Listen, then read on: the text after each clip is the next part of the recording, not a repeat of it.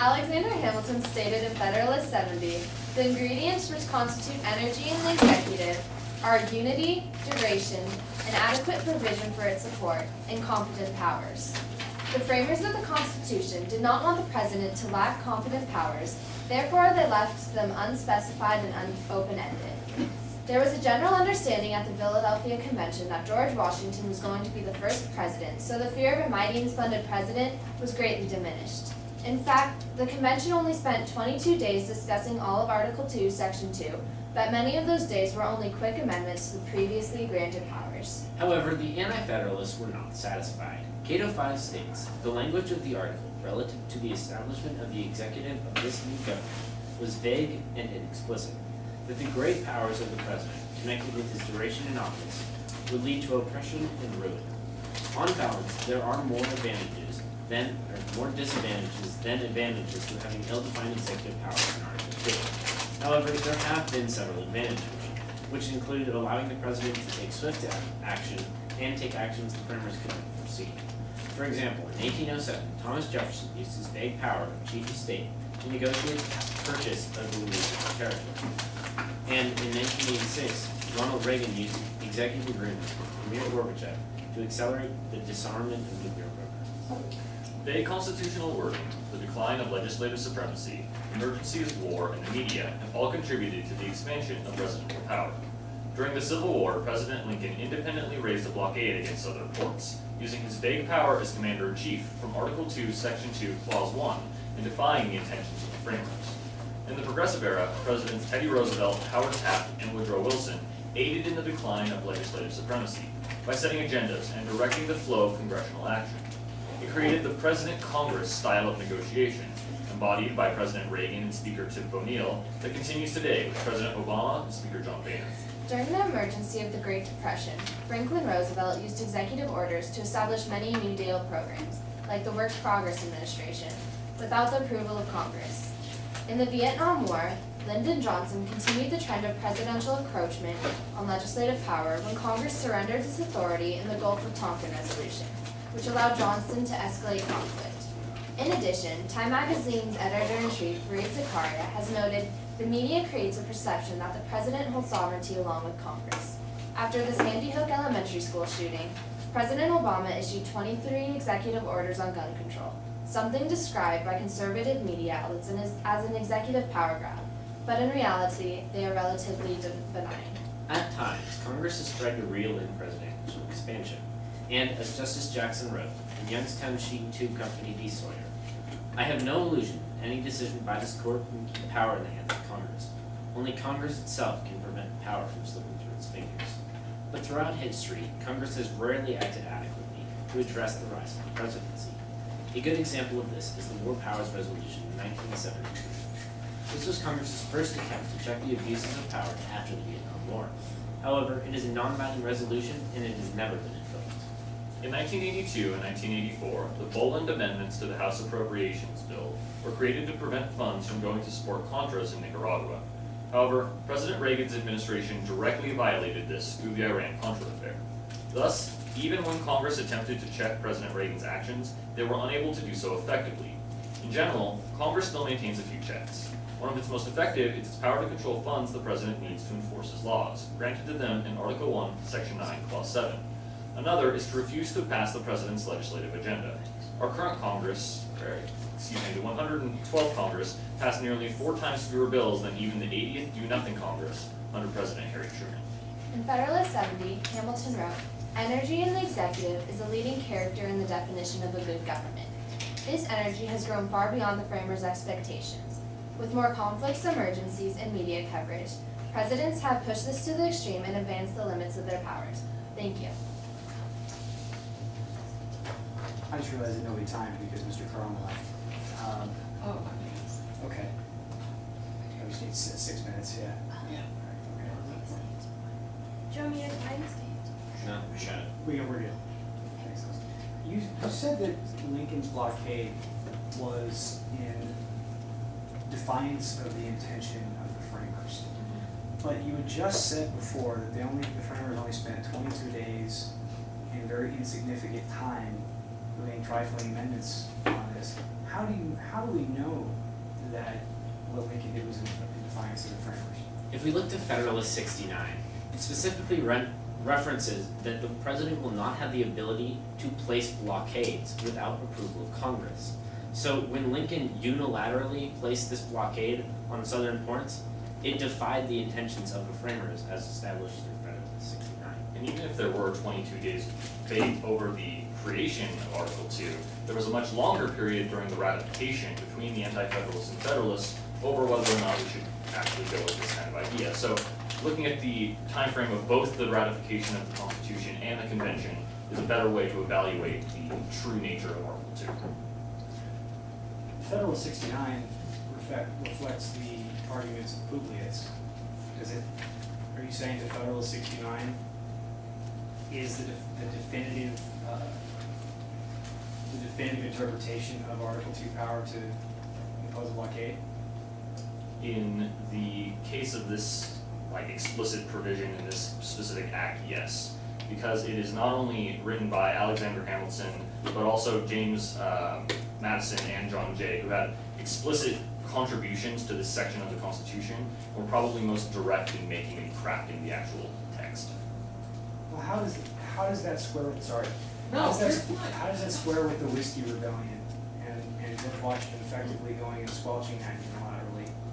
George Washington was effectively the president they were thinking of, and George Washington just went in and he didn't have a declaration of war or any other congressional authorization to do that. So how does that square with that? Article 4, Section 4, Clause 1 of the Constitution guarantees that the states will be protected from domestic insurrection. So the president had a clear constitutional obligation to put down a domestic insurrection, which is exactly what the Whiskey Rebellion was at the time. So whereas under Lincoln's actions during the war, there was an explicit provision in the Constitution, or at least interpretation preventing him from doing that, Washington had a green light to go ahead with it. Well, I don't buy that, and the reason I don't buy that is because you're telling me that a small bunch of whiskey distillers in western Pennsylvania with a bunch of guns constitutes a domestic insurrection, but a full-blown secessionist civil war doesn't constitute an insurrection? It's back ourselves into the Yeah, water. no, you did that yourself. It's okay. You have a question for him? No, Let's it's see what way happens. off of this, let's go ahead and hear what he has to say, can you get out of it? The difference is that is in terms of scale. So for Federalist 4, 5, 6, 7, and 8 make it very clear that in the immediate post-revolutionary period, the best thing that the country can do is to preserve its unity and to control the use of force. When the government doesn't have a monopoly over the use of force, and you have armed militias running the country, you can't have an effective government. So George Washington's action was justified in the sense that it was a prerequisite to having any sort of functioning government or having any shred of national credibility going into the future. You said the blockade took place, was it before or after Fort Sumter? Blockade? After. After. Yeah, after. Okay, let's assume it's after. Okay. How is it that the blockade effectively would help to start out an insurrection?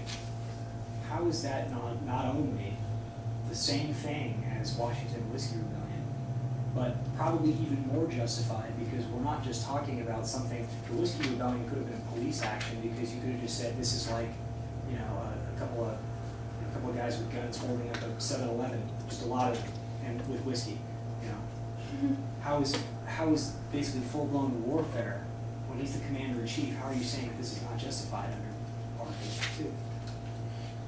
Because Article 1, Section 8 specifically gives Congress the ability to delegate or to declare war. So when the president is doing all of these military actions with no consultation of Congress, it completely defies what the framers had intended for to happen. What does the word declare mean? In the context of Congress and that provision of the Constitution to formally pass legislation or at least a resolution by a simple majority of senators and representatives to go to war. To go to war. Before war? Do you have to do it before war? Or can it also mean to declare we are in a state of war when a conflict is already underway? Yeah. I mean, you can declare a state of war has happened, but in terms of like nation-state interaction, you're declaring war on another like organization or country. Okay, was a confederacy another country? Not in Lincoln's eyes. Okay, in your eyes, was it another country? Why not? He was declaring war on the institution of slavery and not on the South being a separate country at the time.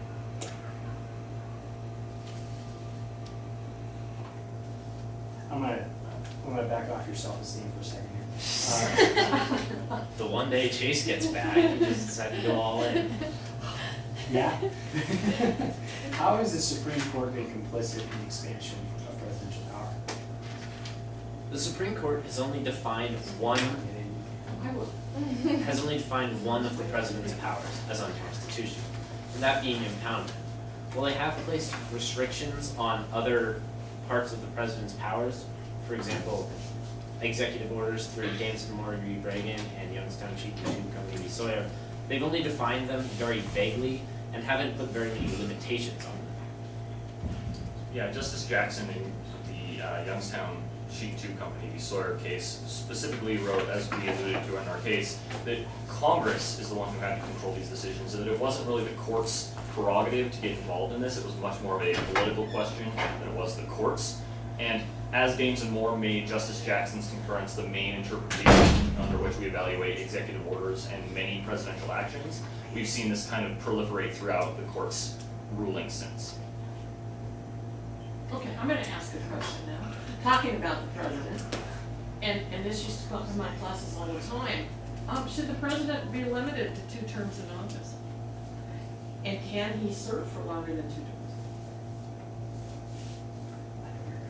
Well, technically, he can serve for longer than 2 terms because if he's the vice president, after 2 years, if the president dies and he takes office, he can be president for 2 years at the most, and then 2 terms after that. And for your first question, if they should be limited to 2 terms, yes, because there should be a new rotation of men that are getting a chance and an opportunity at office, because one person continuously being in office would be more of a dictator, which the framers were trying to get away from. However, if we look to someone's position like FDR, where he's dealing with several emergencies happening right after one another, like the Great Depression and World War II, it required his form of leadership and his drive to get the country through those emergencies.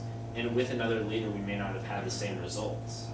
Some have suggested that instead of the 2-year system or the 2-term system we continue to use now with Sorry, At the end of it. that's it.